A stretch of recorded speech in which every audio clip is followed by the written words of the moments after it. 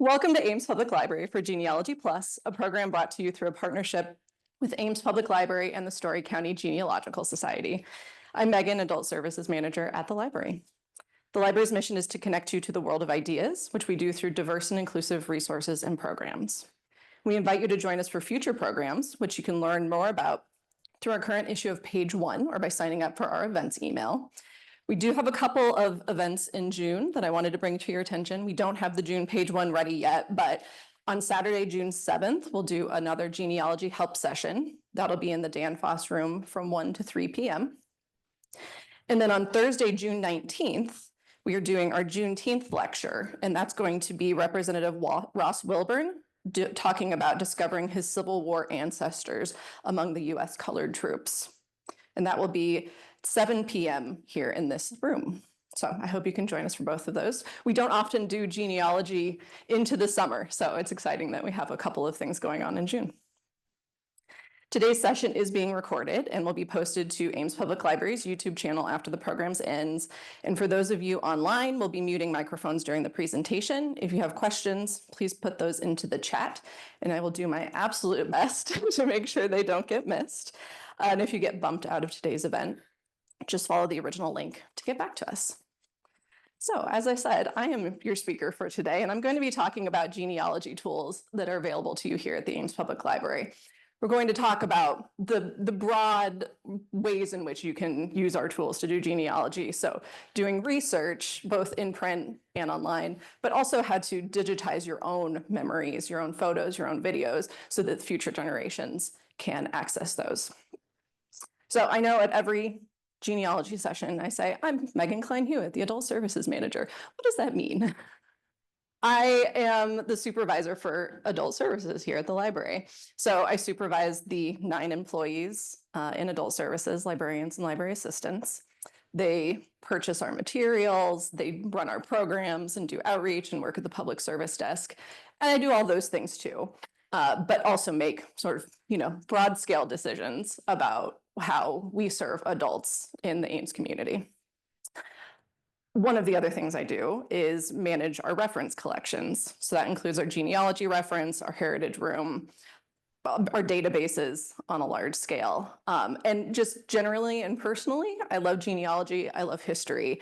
I'm a big, long-time history nerd. I think I started researching my genealogy in high school. So I was that kid who was at home on the computer researching genealogy, not going out and partying or anything.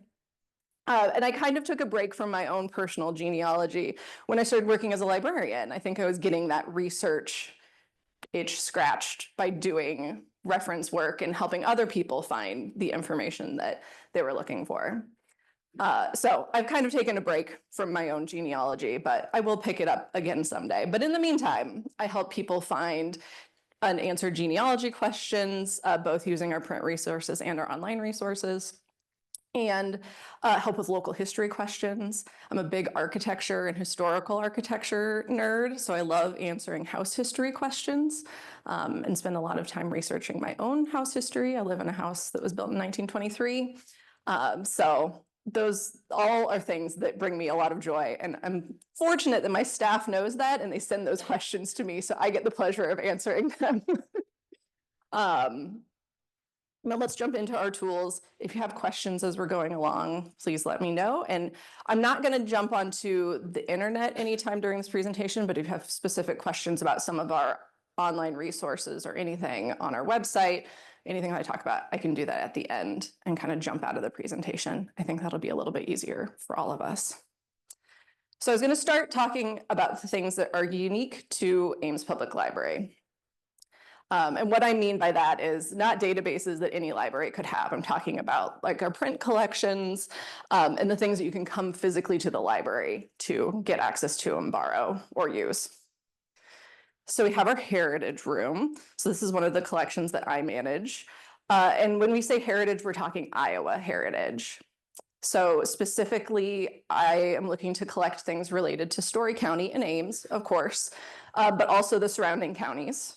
Except for Polk County. I feel like Des Moines can do their own job of collecting materials for themselves, but the other counties surrounding us, we have some materials for. So I pulled a few things. We've got older materials, a pictorial history of Boone County. We've got Ames High yearbooks. This was 1923, the Ames High Spirit. We have them way far back. I can't remember the date. The date's not on there, but it's the late 1800s that we have Ames High yearbooks too. But we're also collecting new materials for the Heritage Room. So we've got a new history of Iowa from Jeff Bremer. This just came out 2 years ago. The Idealist about Jack Trice. So we're collecting materials not just representative of historical items, but also representative of our broader history within the state of Iowa and heritage within the state of Iowa. And collecting these new things helps us tell that story over time, that we have both materials, primary source materials from the period, but also secondary source materials of how, modern authors are reinterpreting that research and history. So up on the slide, we've got some of the sort of key collections that, like I said, are unique to Ames Public Library. So we have a broad collection of Ames city directories that include Nevada and Story County. Those go back to the late 1800s as well. Ames telephone directories go back to the early 1900s. Ames Public School publications, their original yearbook was the Meteor, and then it was the Spirit Quarterly, and now it's the Spirit Annual. We go to the high school every year to pick up the new copy of the yearbooks to make sure that we still have it and have a complete collection, which we do. We've got Story County maps. My absolute favorite thing in the Heritage Room is the Sanborn Fire Insurance map. It's this, I wanted to bring it down, but it's this large, oversized print map of Ames that they would use to determine fire insurance rates. And they would paste over it when things change in the community. So you have these like layers of history on every single page when you turn it, which brings me a lot of joy. We've got plat maps, and we've had a bit of a gap in our plat maps, but we are working on getting that subscription re-upped so that we have present day plat maps and historical plat maps. As I mentioned, we've got lots and lots of books. So lots of histories of Story County. All of Farwell Brown's publications are in that space as well. And then community histories like Ziering, Maxwell, Madrid, etc. Then we do still have microfilm. Everything seems like it's digitized, but if for some reason those resources became unavailable online, we do have a physical backup. So we have microfilm of the state of Iowa census for Story County for all of those years published there. And we also have some other microfilm that I'll talk about later. I was just chatting with one of our newer employees last night, and I had to explain what microfilm is. He'd never heard of it. So we're getting to that point where folks aren't familiar with microfilm and they've never had to use it. When I was a kid, I had to use it in the public library doing research, but not the case anymore. So Genealogy Reference is another one of our unique collections. So this one actually belongs to you. In the 1970s, the Story County Genealogical Society contracted with Ames Public Library to hold their print material collection so that it was more accessible to members, but also accessible to the public. So we do interlibrary loan, and we never lend genealogy reference materials because they're not ours to give to another library. So this collection is pretty broad in terms of what is held within it. So there's sort of genealogy practice, research methods, how to be a good genealogist. And then we've got American, colonial, European, Canadian. I think almost every US state is represented in that collection. As you can imagine, we have a lot of Story County reference materials there, including some materials that were collected by members of this group, like cemetery records that were collected, I think, in the 60s and 70s and are bound. So, and then some select family histories as part of that collection as well that have come to us through various means. We also have microfilm in this collection. We have the Ames Tribune and the Ames Intelligencer, the precursor to the Tribune. That also goes back to the late 1800s, that microfilm collection. So lots of Ames history to be found within that collection. I only brought down one book from that collection, but it's one of our newer ones from 2019, the Family Tree Historical Atlas of Germany. So this is the sort of thing that you might find in that collection. Cannot be checked out, but is worth taking a look at. And the Genealogy Society still purchases materials for that collection. So again, it's another one that we're maintaining as we go along as best we can. There are fewer and fewer books being published about genealogy because so much of it is done online, but we're doing our best to kind of keep materials current as well as we can. So I mentioned the microfilm, but the Ames Tribune is also available online. So everything that we have in microfilm, except for the year 2010, has been digitized and is available online to anybody, anywhere. You don't have to sign in with your library card. It's available for free. I often recommend, so if somebody is looking for something in the Trib, that you search the online database first, because it is searchable. As much as people think they know the year that something was published in the Trib, 99% of the time they're wrong. And I end up having to search like 10 years either side of the date they give me to find what it is that they were looking for. So it's easier to search online because you can do a keyword search, you can browse by year, you can browse by month, you can browse by all of the Ames Tribune if you wanted to. It would be a lot, but it's a lot easier to search and browse online than it is in the microfilm. The thing is, sometimes the microfilm quality is way better than the online quality because everything that's online was taken from the microfilm. So the quality of it degraded in that digitization process. So oftentimes if people are looking for an image, I suggest you find it in the Trib online and then go to the microfilm, go to that specific date page and take a PDF or a JPEG from that because it's a lot more legible. It's pretty readable online, but it is, the images aren't very clear. We are the official microfilmer of the Ames Tribune. We still collect 2 newspapers every single day, store them and send them out to be microfilmed. So that's a process that has been happening for years and is still happening and will continue happening. So I think that that's an important piece of our local history for us to maintain. And then there's I think it's a 2-year embargo between it being published and us being able to put it on the archive. You can access more recent newspapers online through one of our databases as well. So if you're looking for something more recent, you can still get access to it, just not through the archive. We also hold the Farwell T. Brown photo archive. Do you all know who Farwell T. Brown was? Yeah. So he was the founder of the Ames History Museum, Historical Society to start. This room is named after him because he was just a huge contributor to the Ames community broadly, but specifically the history community. He had a collection of photographs and postcards, newspaper clippings, all kinds of things. And he was looking for a home for it prior to the History Museum having a physical space. So he donated that collection to us. So when I believe it was when we moved out of this building to remodel, they digitized every single image that's part of that collection.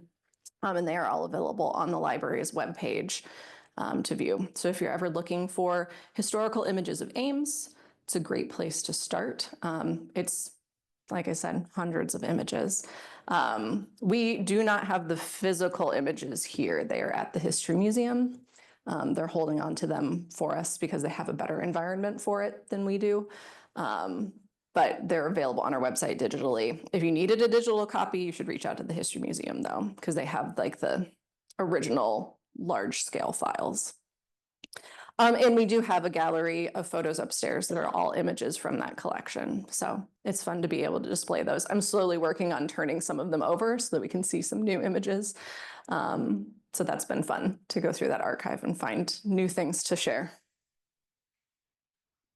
Okay, So we've talked about sort of the really unique stuff that we have. We're going to talk about our databases next, which have been pretty consistent since I started working here. The one thing that has changed, we became a Family Search affiliate library in 2019. Family Search, you can have a free account that's accessible anywhere. They have over 20.5 billion searchable records, which is pretty amazing. So APL being an affiliate library means that you can access some additional records that you can't access from home. If you ever run into a record that has a little lock symbol next to it, it's worth coming down here and trying to access it here. Because odds are pretty good that you'll be able to open that file here. You do have to be on the library network to access those records, but you don't have to be on one of our computers. So if you had a laptop or a tablet that you preferred to use, you could bring that and use it as long as you were on our APL public network. Of course, there's also the Ames Family Search Center, and they can help with more in-depth questions. I am not an expert by any means. They're open Tuesdays from 12 to 3. I hope those hours are still correct. Great, they're nodding. And I believe you can access even more records at your location. Yeah, so if you come here, still can't access it, head over to the Family Search Center and they can help you get access to that record. There are just multiple levels of hierarchy within the Family Search system as to who can access what, where. They are changing their homepage again. I feel like the last time Jim talked about it, they had just changed it and they're changing it again. So this is the preview of the new look for the Family Search homepage.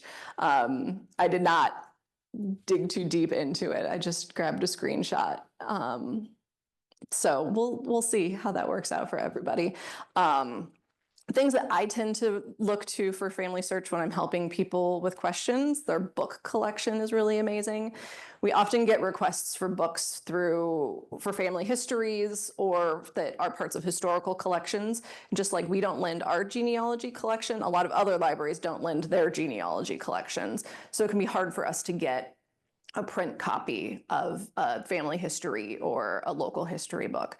And Family Search has an excellent collection of these books that have been digitized, and they make them really accessible. So I often start there to see if it's available through Family Search before kind of looking to interlibrary loan resources.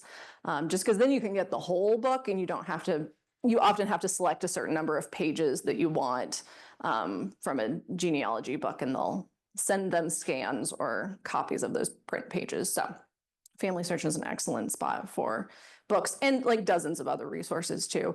You know, they have US Census records that you can access for free that are generally paywalled otherwise. So it's a great resource for a lot of things. We also provide Heritage Quest Online. So this is a much smaller number of records available compared to the other two resources that we provide, but you can access it from home. So that's the really nice thing about Heritage Quest. Even though there are fewer things to look through, at least you can do it from the comfort of your own home, and you don't have to be in the library to do it. You do need to log in with your Ames Public Library card and your PIN, but you can do that from anywhere. They hold US Census records, Revolutionary War records, Canadian Census, and importantly, US Freedmen's Bank records, which are not available in a lot of places. So it's always worth a shot, see if what you're looking for is there first before trying other resources. They are owned by Ancestry, so everything on Heritage Quest is available on Ancestry Library Edition. They have more than 200 billion records. They contract with state libraries and historical societies to build up that collection. So I know that they contract with the State Library of Iowa so that they can include those records in their searches, and then in turn, the State Library gets free access, things like that. They have good reciprocal relationships in that way. For Ancestry Library Edition, you have to be in our building and on our network, similar to Family Search. But again, you can use your own device. You don't have to use our computers. You just need to be on our network. They have US and international records, which is really nice. I turn to Ancestry a lot for census records, state census records. They have a lot of those. They oddly have a decent collection of yearbooks. We sometimes get questions or desire to access, community yearbooks. They're not always there, but it's worth a shot. They also, when you're in Ancestry Library Edition, it's less likely to try to throw you resources that are available through some of their other services, like newspapers.com, which they do if you're on just like the commercial site. So that's kind of nice that you're not getting thrown all these resources that you can't necessarily access. So it can be nice to kind of funnel that down a little bit. Okay, and then the last thing I'm going to talk about is the Idea Center. So we opened the Idea Center in December 2 years ago, December 2 years ago. And it is a digitization sort of digital media space. So this, when I talked about digitizing your own history, so you're making it accessible for future generations, this is what I'm talking about. We've got 3 different stations in there. So we have a scanning station where you can scan and edit photos, negatives, and slides. And really, all sizes of those are able to be scanned in there, which is pretty amazing. We can also do, people come in and scan original art if they're an artist, or they have original art done by a family member that they want to make sure that they have saved and can share with other people. It's a pretty big scan bed, so it can do oversized items. We had somebody who was coming in, scanning pages of a family scrapbook that was, like this size, and it had just tons of historical information about their family, but they didn't want to take everything off the pages for obvious reasons. So that's a great resource. And everything in this room we've made as easy as possible for you to use. We have step-by-step guides that literally walk you through every step you need to take to use the equipment and the software. And we also chosen the easiest software to use. We have some more advanced software available, but all of our guides are written from sort of like the baseline easiest jumping in point for everybody. So we have our scanner. You can also see that we have a light table so that you can look at negatives, look at slides before you scan them, make sure that that's actually what you want to do. You can scan multiple slides, multiple negatives at one time. I don't know how well you can see, but Katerina, one of our employees, is holding a tray that holds 24 slides, and you can fit 2 of those trays next to each other, so you can scan up to 48 slides at a time, which is really nice, and it will cut them out as individual images.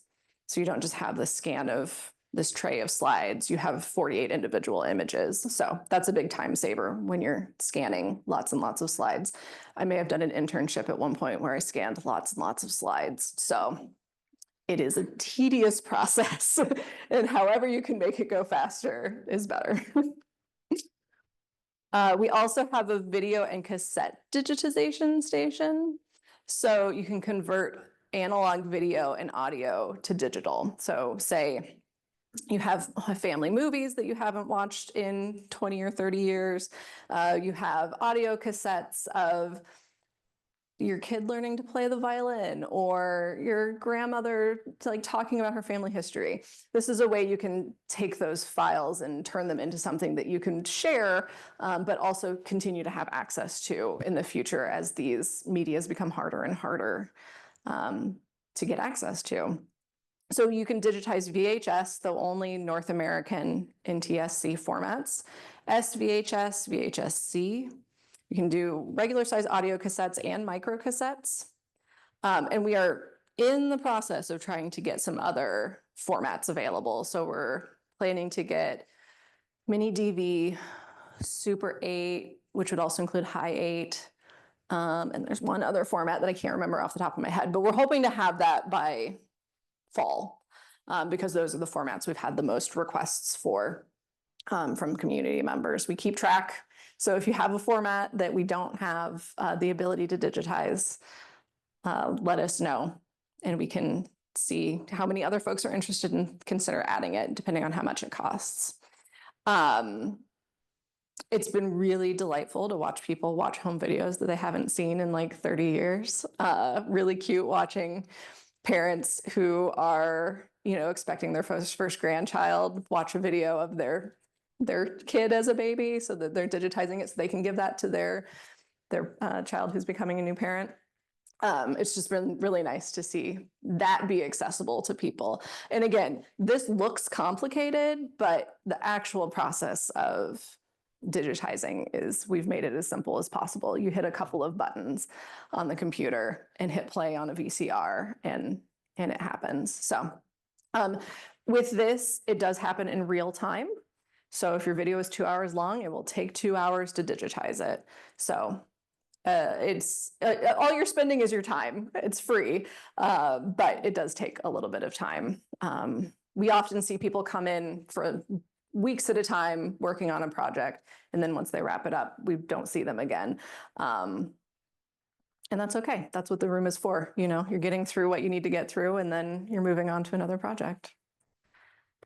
And then we have an editing and design station. So all of these computers, all three of them, have Adobe Creative Cloud. So they have Photoshop and Illustrator and Premiere Pro and all kinds of software. Final Cut Pro, iMovie. Handbrake is a piece of software that shrinks video files down. So when you initially digitize a video, the file is enormous. Like a 2-hour video might be 100 gigs. So Handbrake will shrink that down so that it's a lot more accessible and easier to share. Audacity and GarageBand are audio editing files or pieces of software. So lots of things to choose from in terms of doing editing and design work. We also have a drawing tablet. So it's a tablet with a pen, and you can draw on it, and it takes what you're drawing and puts it on the screen for people to do digital illustration. So that's really cool. We're also long term, not in the next few months, intending to add audio recording as a thing that you can do in this space. So recording podcasts or just doing general audio recording is something that we're looking to in the future, because we think that there's a desire for that too. So that would be connected with this station. I don't remember. So other things I want to say about the Idea Center. Currently it is staffed Monday through Friday, 12 p.m. to 4 p.m. And then on Wednesdays, it's also staffed from 4 to 8 p.m. Just because it's not staffed doesn't mean it's not open. It's available anytime the library is open. So we are happy to let folks in if you just want to drop in and use it, or even if you just want to drop in and see the space and kind of get a feel for what using it looks like. We've got materials in there that you can play with. We have cassette tapes and VHS tapes and negatives and slides and photos that our staff have provided. So if you just want to come in and play a little bit and learn what it's like, we have things that you can do that with. And you can also make appointments with a staff member to learn more about the space and maybe get some more one-on-one help if you have a lot of questions. I've certainly done that with some folks and helped them scan some historical items and clean them up.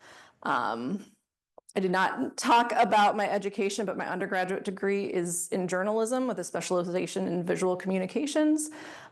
So I did a lot of Photoshop and Illustrator in my undergrad days, and I can dig it out of my brain and do at least a little bit to help folks.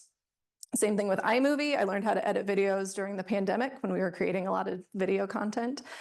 So I can help folks do some really basic editing using iMovie. That's what I use to edit these sessions before I post them online. And all of our staff sort of have different levels of comfort. So depending on what your need is, we might connect you with one person versus another to help you get what you need. So I didn't have a handout today, but I did put these two brochures that cover everything I talked about. So resources for your genealogy pursuits are resources we have here at the library, but also just sort of a freely available resources that are out there. It includes things like the State Historical Society and the Social Security Death Index, as well as the items that we have in the library. We update this every year. It's one of the projects I give to my intern, which I'm sure they love. Go through every single one of these websites and make sure it's still active. And then our brochure about the Idea Center as well. So it gives you the same details that I gave you, and it includes the hours that it is staffed. I didn't mention all of the stations in the Idea Center are reservable. So if you know that you need 2 hours of time or however long you need, you want to make sure it's available for you, you can reserve it online on our website, and we can help with that too. So that is everything I have to say about our collections. Do y'all have any questions?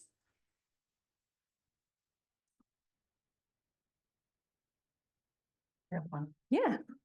So the Ames Historical Museum recent newsletter, they had an article that talked about Ames history, of course, but places in Ames and where people's houses were points of reference in town.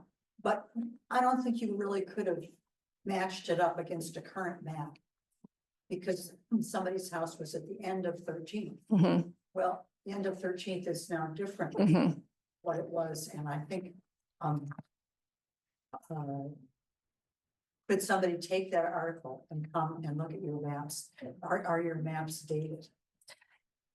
So yes, our maps are dated. The Sanborn map, I think the last date on that is 1946. And actually the resource I go to for maps more often than anything else is the History Museum. So the History Museum and the library have a really great relationship, and they have come and slowly digitized a lot of the things that we have here in person in the Heritage Room. So I often turn to their digitized copies of maps rather than going into the Heritage Room and looking for things, because they also have more maps than we did.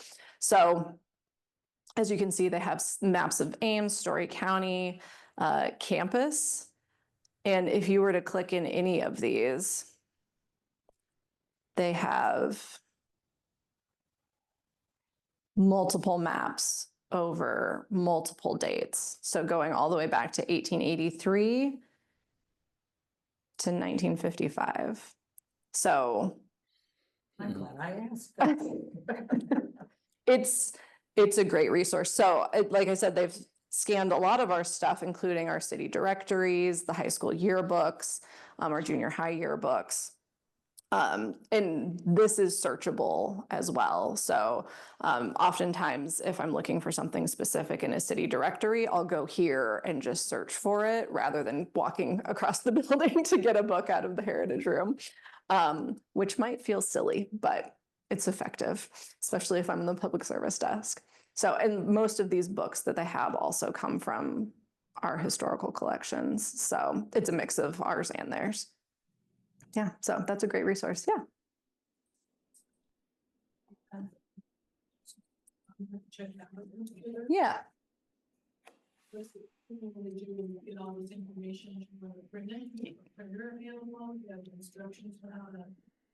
Yeah. Yep, absolutely. So we obviously have our public computers you can use. We also have laptops you can check out that are available anytime the library is open. They don't check out to leave the building, but they do check out to use here in our space. And you can print both from our computers and print from your own device. So you can print just like you normally would if you're on one of our computers, but if you have your own laptop or tablet, you can print either here in our building, or you can send it from home. She had a phone, so she could. Yep. I think I just told her to check with stuff. Yeah, no, and that's exactly right. So we have information on our webpage about printing in the Idea Center. Oops, I meant to click remote printing. That's what we call it if you're not here in the building. It's the same cost. So when you send items remote, they stay in our print queue for 2 days. So you don't even have to come pick it up immediately. And you can print by uploading it to the webpage. You can print by forwarding it to an email address. So lots of different options. And we are always happy to help. with that kind of thing. We also, just in terms of other technology that we offer, we do check out hotspots for Wi-Fi. There's often a very long waiting list, but folks use those just because that is their access to the internet, but sometimes people also check them out when going on vacation or traveling.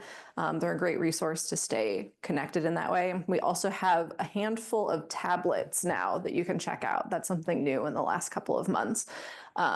We received a grant from the Story County Community Foundation to help bridge the digital divide in Story County. So all Story County libraries now have hotspots and tablets that can be checked out, which is pretty cool. All right. Yeah. You haven't, as you should, a lot of information on Story County and Ames. Yeah. But my background is Western Iowa. Mhm. Is there a way here that I can access books or anything around the state other than? right Sure. here? Yeah. So you can always try interlibrary loan. So on our webpage, under books, movies, and more, and request an item is a form. And this form could be used for new items that we don't yet have, but also older items that you want to borrow from another library. And we have a pretty minimal amount of information we need. We need a title, and if it's an adult or kids item, what format it's in, your name and library card number, and we can always try to borrow it. So Iowa does have a statewide interlibrary loan network called Silo. And all libraries in the state that receive state funding are on that network. So we can search that network and see if another library in the state owns it. It's really great because that is free as well. I mean, all interlibrary loan is free unless the lending library charges us. We don't charge for postage or anything like that at this time. And Iowa has a statewide delivery network as well. So there's a courier that goes to every library in the state, public and university, to deliver books from library to library to support this network. So that's a great option. We also do interlibrary loan through WorldShare, and so that's an international, we don't borrow internationally, but there are international libraries on it. So that gives us even broader access. So even if another library in Iowa doesn't have what you're looking for, we can try other libraries in the country, including the Library of Congress. We sometimes borrow items from them if they're the only lender that has it, and we'll lend it for free. There are some restrictions around that. So in some cases, libraries will only lend us things if we guarantee they'll stay here in the building. We don't let people take them home. But if that kind of restriction was made, we'd ask if that was okay with you before we borrowed it. Same thing, Library of Congress in particular has a really long wait period to get materials. Some libraries will respond to a request in 2 days. Some libraries respond to a request in 20 days. So just depends on how unusual or rare the item you're looking for is in terms of how long that might take. But we're always happy to try.